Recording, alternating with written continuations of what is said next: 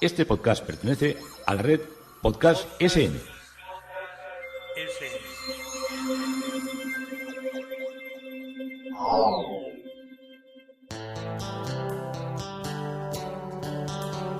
Historia con sentido.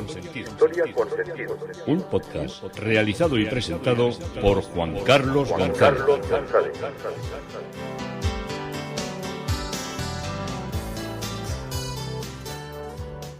Un saludo a cuantas personas se acercan a través de las redes sociales, de Facebook, de Twitter, de mi página web Historia con Sentido. Yo soy Juan Carlos González y un día más encantado de acercaros un espacio de la historia. Seguimos hoy acompañando a Pedro Atanasio Bocanegra y a todas sus obras extendidas por los museos de nuestro país.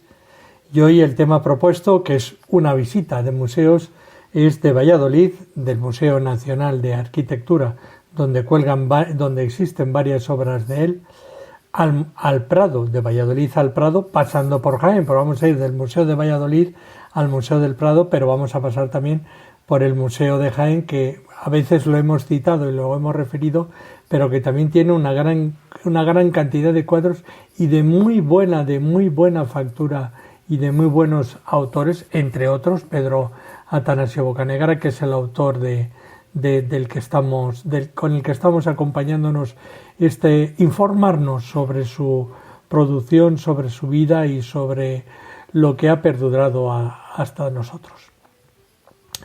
Muchas veces cuando ya estamos cansados de tanta guerra, tanto COVID, tanta subida de precios, tanta gasolina por las nubes, uno pone la tele y tiene que hacer la abstracción de ver documentales, y a veces uno va a los documentales de animales, que ahora los documentales, no sé si os habréis fijado, los documentales de animales que hay ahora, cuando yo era joven eran todo de las bondades, eran ternuras de una cervatilla mamando de su madre o de un lobezno allí corriendo alrededor con la manada en un alegre trote.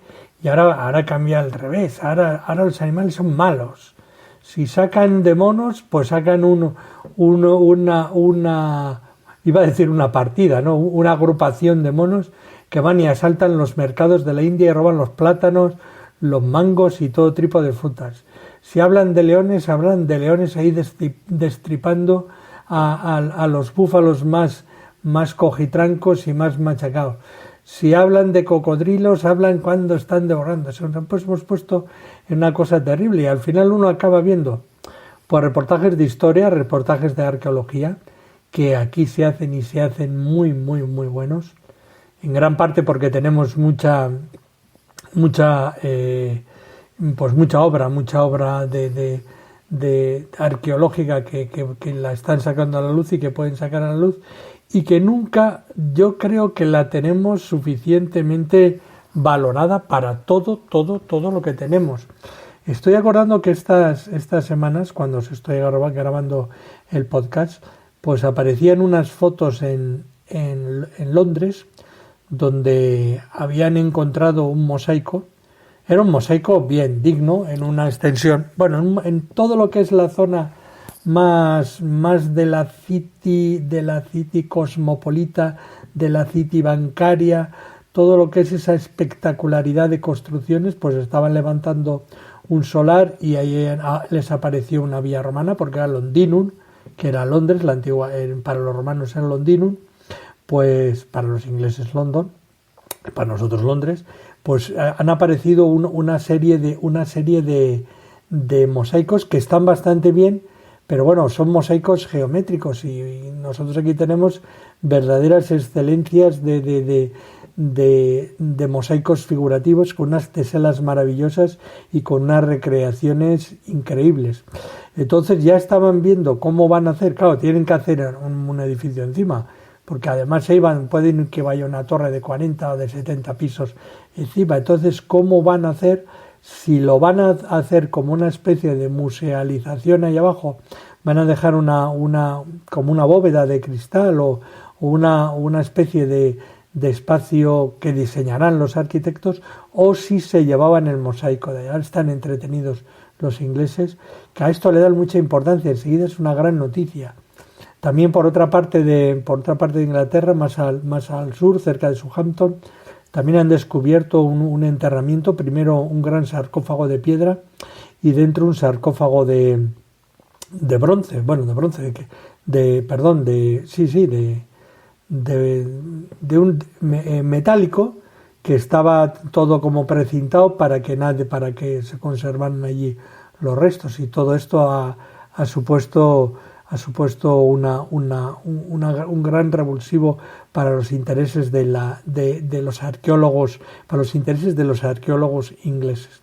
¿Qué contrasta a veces con las cosas que aparecen aquí? Hace pocas semanas también en Adamuz en Andalucía apareció un magnífico, apareció la esquina de un mosaico que probablemente sea muy insigne, con todo en color, todo con colores, con personajes, o sea, porque nosotros teníamos una tradición más bien norteafricana, ¿no?, que se pasaba de un lado al otro. Digo que norteafricana porque muchos animales que se representaron en la península, en la parte de la Hispania romana, no estaban aquí, eran animales africanos que alguna vez lo traían pues para las peleas de los gladiadores y de todas estas cosas, pero no eran animales propios de aquí, o sea que los creadores de los mosaicos probablemente o aprendieron o vinieron de fuera a realizarlos. Entonces todo lo que eran estos mosaicos nuestros son de una gran riqueza representativa de personajes moviéndose, haciendo cosas. También tiene una fenefa. Bueno, lo encontró un agricultor, ahora que ha habido unas grandes lluvias, no sé si la palabra es deslavó, hubo una especie de pequeño corrimiento de tierras y salió enseguida el mosaico. Yo creo que la dignidad en estas cuestiones es la dignidad de llamar a las autoridades y de informar y ya de empezar a inventariar. Como es la esquina, aparece el mes de diciembre, porque pone DC, no se ve mucho más, pero entendemos que puede decir diciembre. Pero aquí somos tan absolutamente retorcidos que ya estaba la gente, cuando se publicó la noticia en el periódico, ya estaba diciendo, no pone diciembre, pone DC. Pues ya estamos viendo en la foto, por Dios. Es como una especie como de crítica necesaria de muchas personas, que cuando aparece un descubrimiento y alguien lo da a la luz, en vez de decir ¿y por qué? Pues apoyar el descubrimiento, ¿no? Es entrar en esa crítica de ¿por qué decís que va a ser un calendario solo porque ponga diciembre? Bueno, en fin, cosas de estas tan propias de nosotros, ¿no?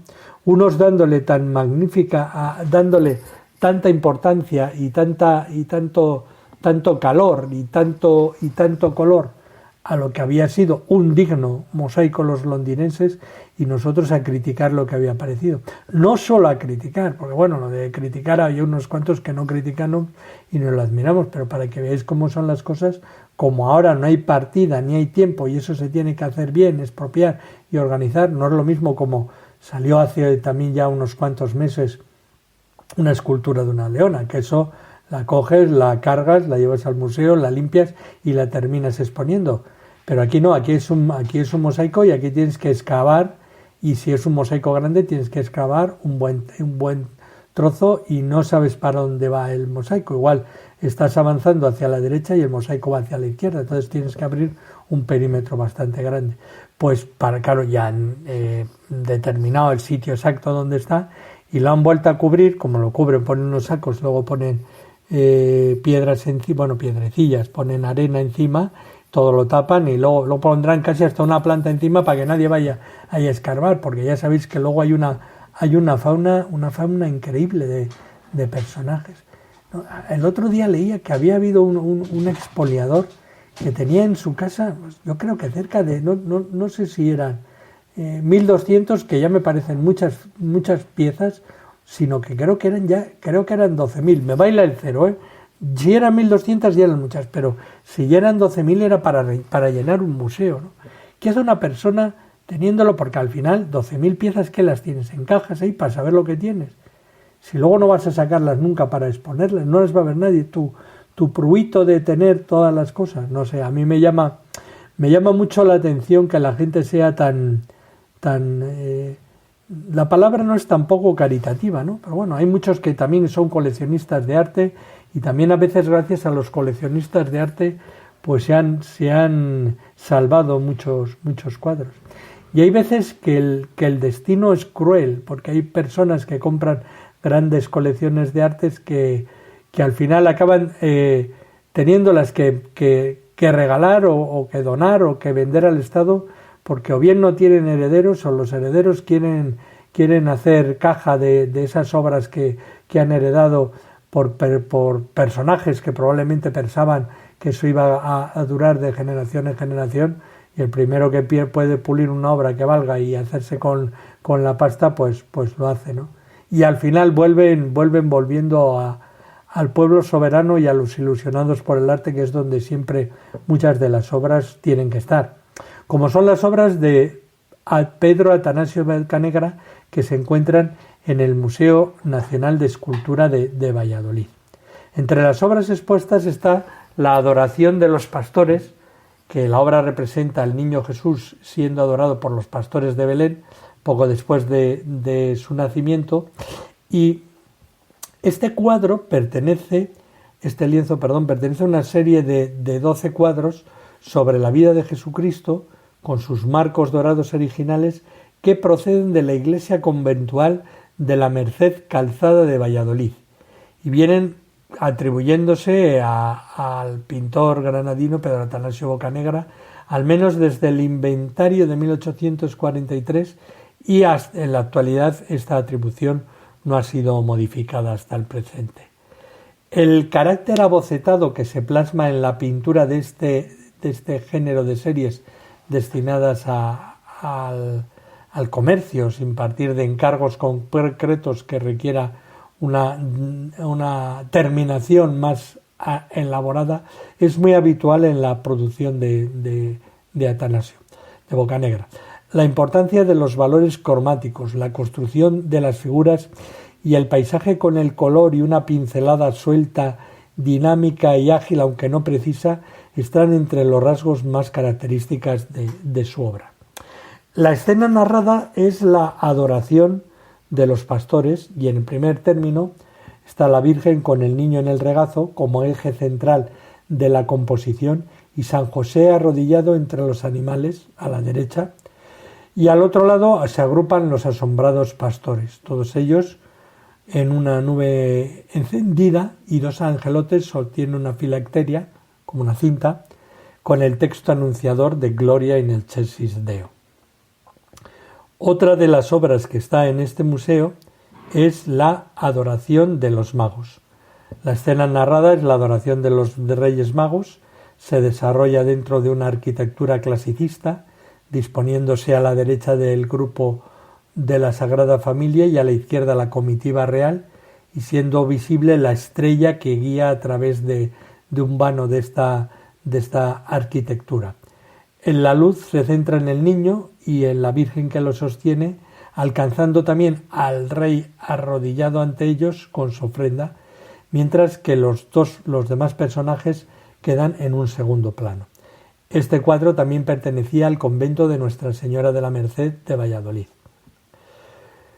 Otra de las obras, que esta está muy bien conservada, es Cristo servido por los ángeles, que muestra el episodio de la vida de Cristo, no demasiado reinterpretado en la historia de las imágenes evangélicas, y se trata del banquete angélico basado en las citas bíblicas de Marcos y de Mateo que mencionan el suceso, y la escena transcurre en el desierto, donde después de vencer las tentaciones Jesús es alimentado por los ángeles, y es una expresión del triunfo del ayuno, llena de referencias eucarísticas, que es un recorrido y una de las claves o de las puntas de catequesis del barroco español.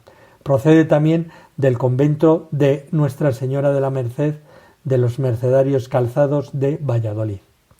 Otro cuadro también es la circuncisión de Jesús. La escena identificada con la circuncisión, que están contando la punta de la pilila, iconográficamente no se ajusta a la forma habitual de la representación de este tema, que tiene lugar en la casa paterna, mientras que esta se sitúa en un templo, y parece mezclar la circuncisión con la presentación de Jesús en dicho templo, ya que aparece el viejo Simeón, asistido por la profetisa Ana, ambos personajes habituales también en la escena de la presentación, y por otra parte la figura que pudiera ser el Moel, el que hace la circuncisión, no lleva ningún instrumento cortante para realizar el ritual, sino que está agarrando, por así decirlo, del muslo al niño para preparar la circuncisión. Tampoco es habitual la presencia de la Virgen, tras la que asoma apenas San José, y también es una obra que pertenecía al convento de Nuestra Señora de la Merced, Mercedarios Calzados de Valladolid. Otra obra es la huida a Egipto con la Sagrada Familia y un ángel de la guarda. La escena aquí narrada es la huida a Egipto, como os digo. La componen 4 personajes: la Virgen, el niño, San José, que aparece como personaje secundario y un poco con tenubra al fondo, y el ángel de la guarda que les guía de noche y que va dándole la mano. El niño va dándole la mano por un lado al ángel, que lleva un manto amarillo con bastantes repliegues y con bastante aceptable anatomía, y la Virgen agarra al niño de la otra mano.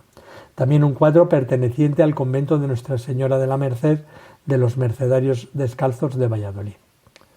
Otro cuadro también muy interesante es Jesús y la Samaritana. La escena aquí narrada es el encuentro de Cristo con la Samaritana, recogida por el Evangelio de San Juan.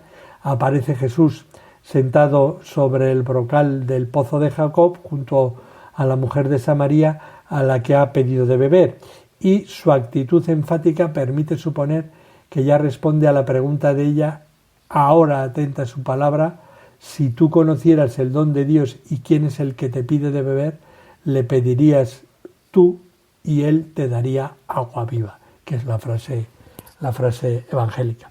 También pertenece al convento de Nuestra Señora de la Merced, Mercedarios Calzados de Valladolid. El bautismo de Jesús, que es una escena narrada del bautismo de Cristo.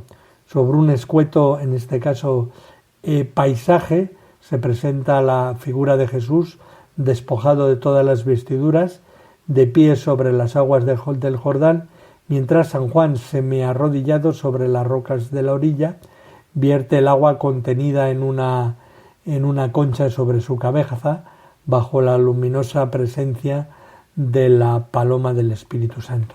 Obra también del convento de Nuestra Señora de la Merced, Mercedarios Descalzos de Valladolid. Otra obra es la Transfiguración de Cristo, que es uno de los acontecimientos centrales de la vida pública relatado en los Evangelios, donde Jesús llevó a Pedro, a Santiago y a Juan a un monte apartado, se supone que el monte Tabor, y se transfiguró ante ellos.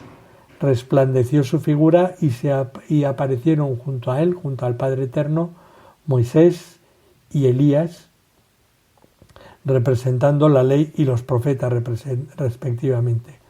Una nube de luz los cubrió y desde ella llegó la voz que le reconocía como Hijo de Dios, disipando toda duda entre los apóstoles. Y esta obra también es del convento de Nuestra Señora de la Merced de los Mercedarios Descalzos de Valladolid.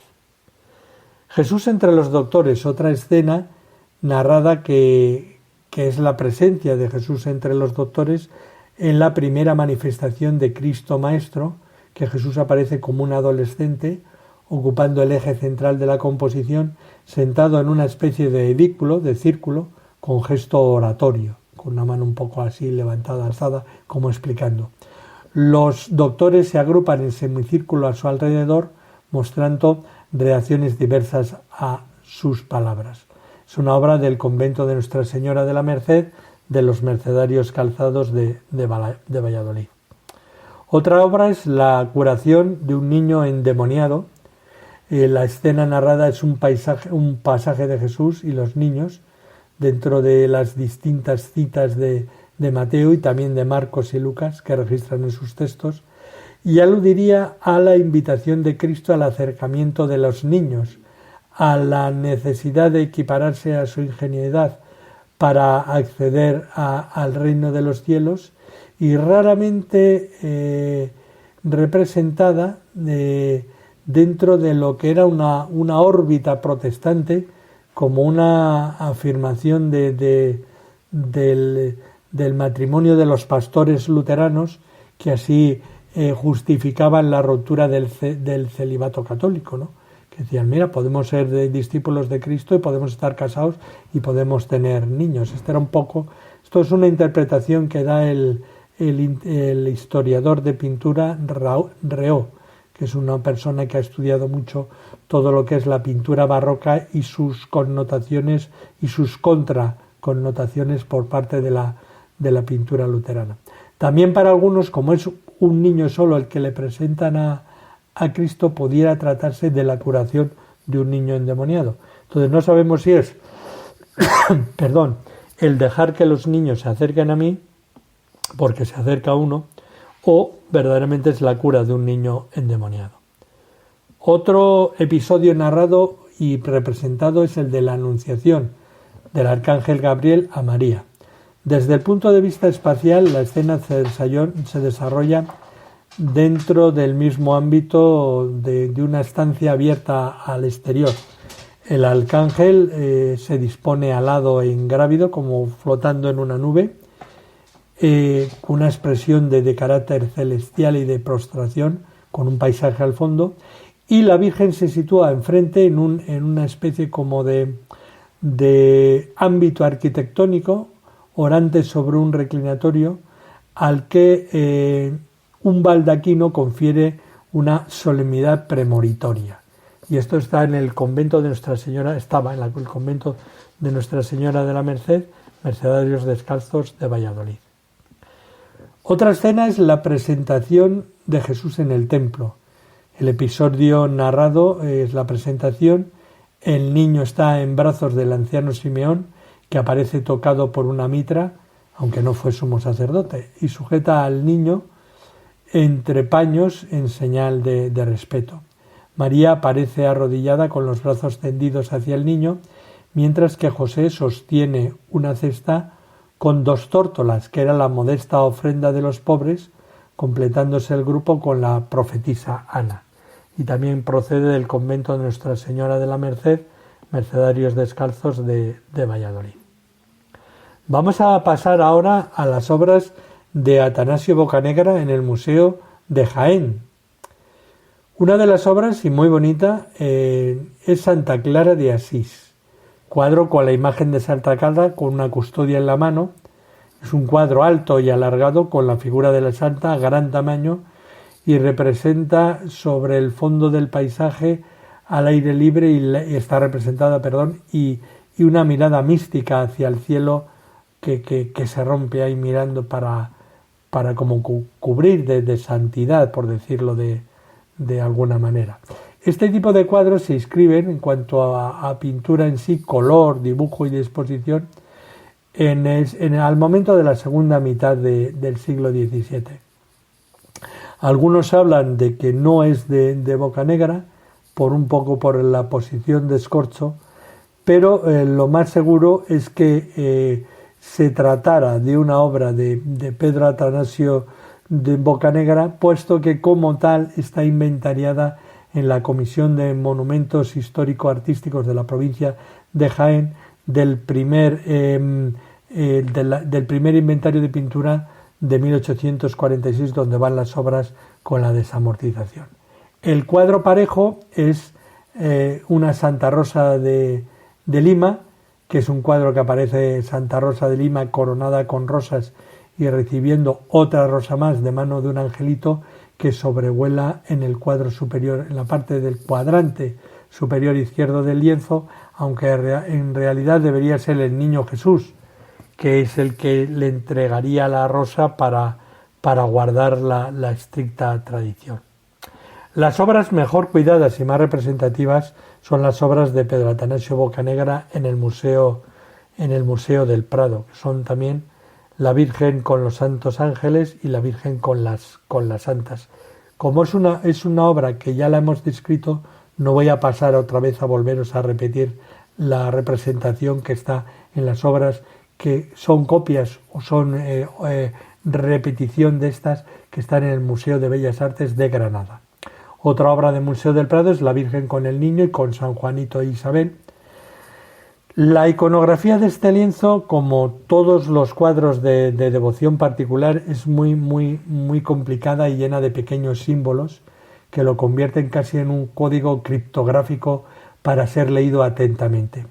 Lo primero que llama la atención es la presencia de San Juanito junto a su primo menor, pues aunque es frecuente representarlos juntos en las Sagradas Escrituras, jamás se menciona que los primos se visitasen. El pequeño Juan Bautista lleva una túnica de piel que alude a las pobres vestiduras que portará cuando de mayor marche al desierto para hacer penitencia. También lleva una cruz de madera que alude a Cristo y al importante papel del Bautista en su vida. Y por su parte el niño Jesús está desnudo sobre un paño blanco que a veces alude al sudario que llevará en el sepulcro, puesto que está destinado a morir, y además besa una de sus manos, besa a San Juan Bautista una de sus manos al niño a modo de reconocimiento. Y María observa la escena con una dulce tristeza contenida, consciente de la muerte y del dolor de ambos, ante una actitud de respeto hacia Isabel, que tiene una mano puesta sobre el pecho y contempla también la escena. Otro de los cuadros es el triunfo de David. David se dirigió a Hebrón, donde fue proclamado, es la escena que representa, rey sobre la casa de Judá y más tarde sobre Israel. Y según el autor de Samuel, del primer y segundo libro de Samuel, David contaba 30 años cuando comenzó a reinar. En Hebrón reinó sobre Judá 7 años y 6 meses, y en Jerusalén reinó 33 años sobre todo Israel y sobre Judá. Otra de las obras e insignias de lo que es el museo, en el Museo del Prado, es una Virgen Niña, que es una Virgen Niña de muy bella factura y que recuerda un poco las Niñas Inmaculadas. Y hasta aquí nos ha traído de Valladolid al Prado, pasando por Jaén, un intenso recorrido por las pinturas de Pedro Atanasio Bocanegra, y que nos están presentando una gran extensión y muchos sitios donde afortunadamente podemos acercarnos y podemos visitar y podemos disfrutar de lo que fue su obra pictórica. Habrá muchos cuadros en colecciones guardadas, arrinconadas, olvidadas y desconocidas, pero todos estos cuadros los podemos apreciar, los podemos vivir. Esto es Historia con Sentido. Yo soy Juan Carlos González y un día más encantado de haber podido acercaros una parte de la historia.